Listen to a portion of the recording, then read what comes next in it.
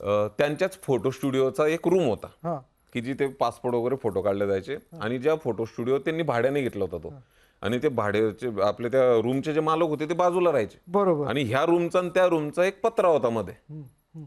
म्हणजे मध्ये पार्टिशन पत्रा होता, असं भिंत पण नव्हती.